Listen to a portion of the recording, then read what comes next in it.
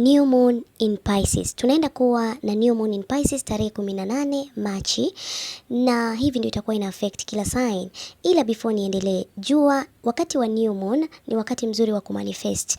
Na hii ni wakati mzuri wa kuweza kufanya manifestation kupitia intuition yako ama kupitia hisia zako. Maana nyumba ya 12 inasimamia emotions. Ni wakati mzuri wa kuponya hisia zako na kureflect ndani mwako ni kitu gani ambacho unafaa kuachilia, na pia ni kitu gani ambacho unafaa kukileta katika maisha yako. Ni wakati uamini the universe ama the unseen. Kumbuka mambo ya rohoni ni mambo ambayo huyaoni kwa macho ya kawaida. So hivi ndio itakuwa ina affect kila sign. Aries itakuwa kwa nyumba yako ya 12.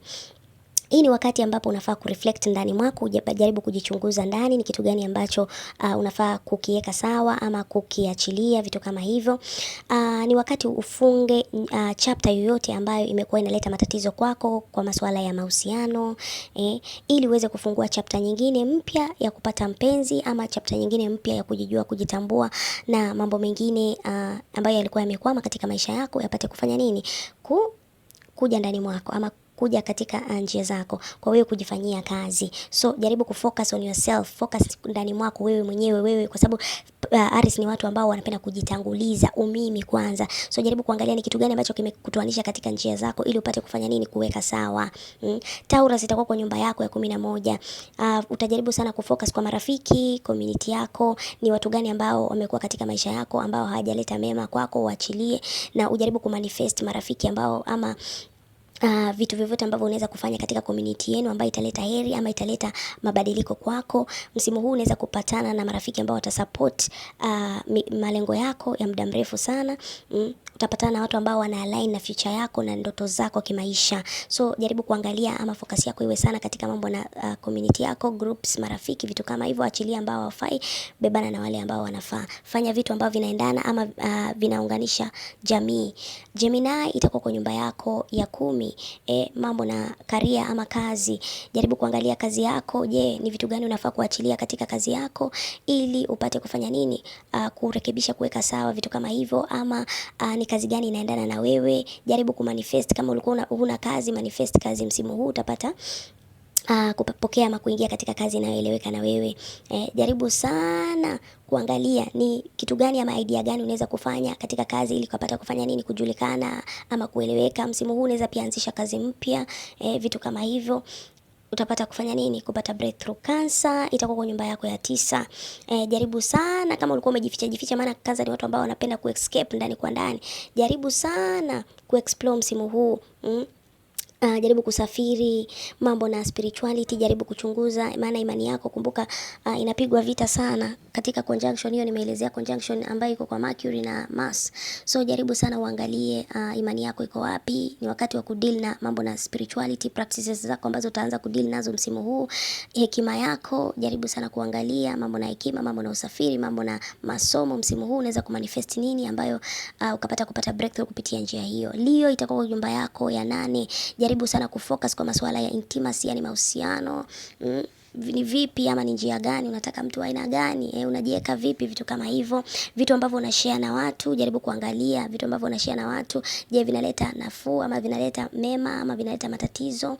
Jaribu kuachilia uoga ambao uko ndani, jaribu sana kujiamini, na kwa kupitia kujiamini utapata kuingia katika mahusiano ambayo inaeleweka. Jaribu kuweka sawa mahusiano yako msimu huu. Virgo itakuwa kwa nyumba yako ya 7. Mambo na romance ama romantic, mambo na biashara, mambo na kupatana na watu. Jaribu sana kubalance mahusiano yako, kubalance kazi zako, na pia kubalance marafiki wako. Msimu huu unaweza unapata mpenzi mpya, ama msimu huu unaweza kusawazisha ile ya kale ili kuendeleza, yani unarekebisha. Kama kulikuwa mpati maongezi vizuri na wale wa kale, utaweka sawa ili mpate kusonga mbele. Na kama una mahusiano ama una kazi, ni wakati unaweza kumanifest kazi ama mahusiano mengine mpya. Libra itakuwa kwa nyumba yako ya 6. Mambo na afya yako, mambo na daily routine yako.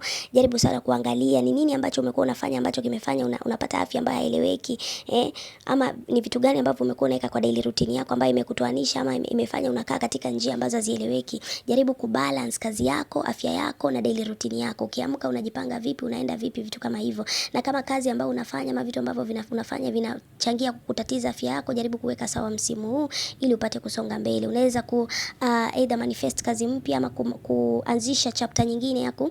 Yani unaanzisha njia vile unaweza diet, gym, vitu kama hivyo, ama unaweza kuanzisha daily routine fulani, maybe nikiamka najipanga hivi na hivi, focus itakuwa hapo sana.